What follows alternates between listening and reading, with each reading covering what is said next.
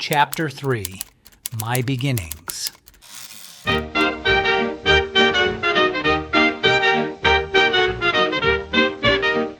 came kicking and screaming, literally into this world on August 17th of 1933 in Boston, Massachusetts. I was an 8-month baby and arrived earlier than anyone expected. I guess I was anxious to get going. It was my premature birth which earned me my middle name of August. I don't recall much from the first 4 years of my life, but do remember a few incidents. I had my tonsils out, which was not unusual at the time, and I distinctly recall the nurses coming and sticking me in the arm. It hurt. I've come to learn subsequently that they were vaccinating me, but at the time, all I could do was fear them coming and cry, even though it hurt my throat to do so. I remember that we lived in Brookline, in an apartment complex called Tappan Terrace, and I got into a fight with a kid named Billy Kaplan. I must have gotten the better of him. I was 4 years old at the time because his mother came to our home and complained to my mother. I have vague recollections of attending kindergarten at Runkle School in Brookline. When I was 5, the family moved to Lewiston, Maine, which was just across the Androscoggin River from Auburn, Maine. My dad had opened a shoe factory in Auburn, and the move was necessitated by the need for him to be proximate to his work. We lived in a white 2-story stucco house on 14 Nelke Place. Nelke Place was a short 1-block street between Russell and Pettingill. The Clifford family lived on one side of us, and the Bickfords on the other. We lived in this house until the outbreak of World War II. I attended Pettingill School through the first 4 grades. It was while living on Nelke Place that I learned to ride a bike. It also was my first exposure to patent anti-Semitism. A guy named Pepsi Higgins forced me up against the wall of our house with an open jackknife and said some rather uncomplimentary things about our Jewish family. In later years, I heard that Pepsi wound up in prison. The Hendrickses lived at the end of the street, and across from them lived the Finns. As a kid, we loved Billy Hendricks, the older boy in the neighborhood, because he showed us the posters of upcoming movies. I think his father was in the movie or advertising business. There were 5 movie theaters in Lewiston, Auburn. The Strand, the Empire, and the Priscilla were in Lewiston, and the Auburn and Community were in Auburn. The Strand showed the cowboy movies and serials. We liked to go to the Auburn Best of All because it had vaudeville shows before the showing of the movie. As a kid growing up in a Maine town, we walked or rode our bikes everywhere. I walked to school, to the movies, to temple, to events. Nobody's parents drove them anywhere. They were too busy working.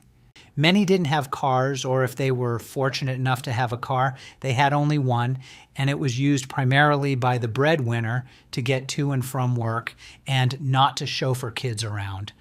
One of the nicest continuing experiences I had as a child was walking to Beth Jacob Temple to attend religious classes and services. I can't honestly say I enjoyed the classes, but the walks to and from them are still clear in my mind. My brother Mickey and I would walk from Nelke Place down College Street.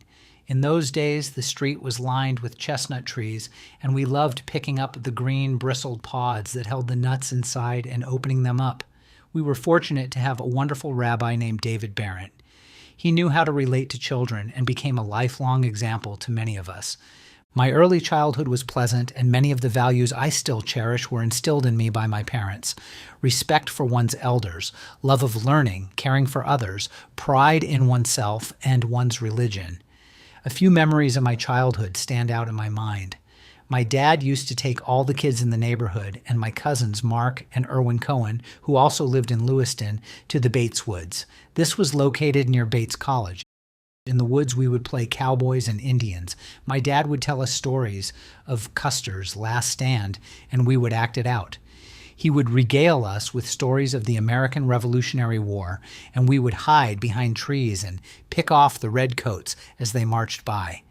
We had a fairly large lawn at our Nelke Place home and often played croquet in the spring and summer months.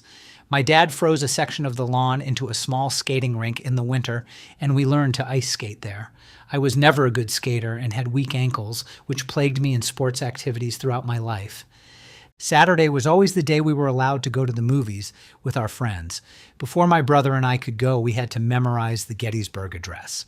I resented this at the time, but later in life came to realize that my father was trying to instill in us, my brother and I, a sense of patriotism, knowledge of the country's history, and love of America. We moved from 14 Nelke Place to 179 Sabata Street when I was about 8 years old.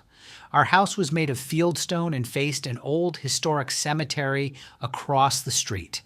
Davis Cemetery contained old tombstones dating back to Revolutionary times and was framed by a 3-foot-high iron fence. I could look out my bedroom window and see the cemetery.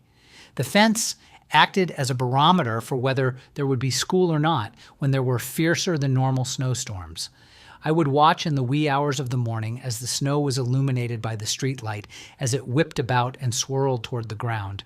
When the snow drifts reached the top of the Davis Cemetery fence, I knew that school would either be delayed or called off.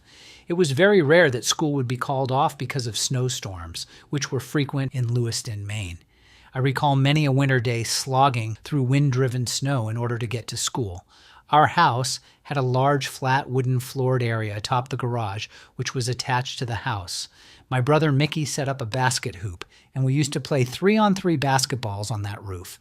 The whole floor, garage roof, shook when we played, and the neighbors were not particularly pleased with the noise we made. In the spring, all the Jewish kids in Lewiston used to congregate at my cousin Mark's house, which was a first-floor apartment at 172 Walnut Street. We'd sit on the piped iron fence along his driveway until all the kids arrived. He lived across the street from what at that time was known as Franklin Pasture. We'd grab our bats, gloves, and balls and play baseball in the pasture. I remember most of the kids who played. We each had a hero we tried to emulate. Dave Merson thought he was Earl Torgeson, Boston Braves, and played first base. Buzzy Schultz played the outfield, as did Carl Ruch, Marv Cates, and Ray Zelch. The Supovitz cousins Artie and Paul liked the infield. I liked playing either in the outfield or shortstop, where I fancied myself to be Johnny Pesky. We all tried to emulate Ted Williams or Joe DiMaggio. My cousin Mark and his younger brother Erwin liked to pitch or play the infield.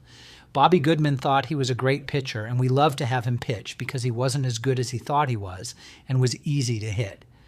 Also playing were my brother Mickey, a big guy named Harold Brownstone, Gil Shapiro, Myron Bell, and his younger brother Bobby. Once in a while, the younger kids joined us. We all honed our athletic skills in Franklin Pasture.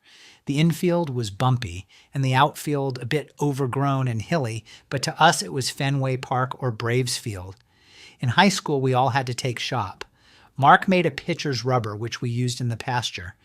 During one day after a snowstorm in which the plows had created 3 to 4 foot banks along the roadside, my cousin Mark and I were coming back to his house from the library when 2 kids across the street started throwing snowballs at us. I yelled to them to cut it out. They responded by asking, "You gonna make us?" Without thinking, I yelled, "Yes." They raced across the street, and one of them, whose name I subsequently learned was Peanuts, not because of his size, which was roughly slightly larger than me, started punching me. I gave the books I was holding to Mark and started to punch him back. He had on leather gloves and was a pretty skilled fighter.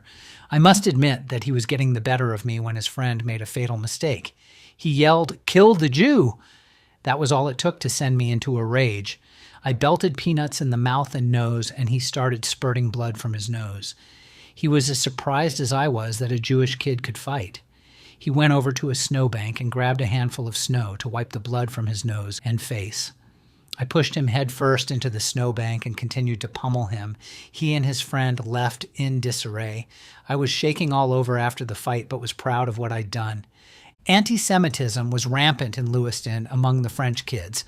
At that time, in the 1940s, the Catholic Church was still preaching libels against the Jews, and this reflected itself in the actions of the Catholic community's attitude toward Lewiston's Jewish population. There were about 250 to 300 Jews in Lewiston. It was not unusual for the French kids to lie in wait for us as we made our way to my cousin's to play ball. There was a short street named Beacon Street, which led to Walnut Street, where my cousin lived. Not infrequently, they would ambush us. They made sure we were always outnumbered and hit us or threatened to. We decided to put an end to the Beacon Street gang one day, and all the Jewish kids assembled at Mark's. I was the decoy selected to walk alone down Beacon Street and lure the gang out to get me. I was scared stiff, but walked into the ambush. No sooner had the attackers besieged me when all the Jewish kids raced to my aid, and we had a free-for-all in which both sides suffered bloody noses and black eyes. We never had any trouble with the Beacon Street gang from that day forward. I attended Fry Grammar School on Ash Street for grades 4 and 5. My friend Carl Rush and I, who lived on the next street over from mine, walked to school together. Another friend, Morris Silverman, lived near the school, and occasionally we'd stop by his house and pick him up. We loved recess at Fry Grammar, where we'd play marbles or a game called Slip. The object of Slip was not to get caught and put in jail. Jail was a circle drawn in the dirt in the schoolyard. If you were caught, you had to go to the circle. The kids who were still free, not caught, had to try and rescue those in jail. It was fun, and we got all sweaty and dirty and hated it when the end of recess bell sounded, and we lined up to re-enter school and continue our studies. A kid named Big George, because he was big, threatened me in school with some uncomplimentary remarks about being a Christ killer. He told me he was going to get me after school and I better show up. The word got around the school that there was going to be a fight after school. I remember being afraid to show up for the fight, but even being more afraid of not showing up because of what others might think. Big George and I were surrounded by a ring of kids, all yelling for the fight to start.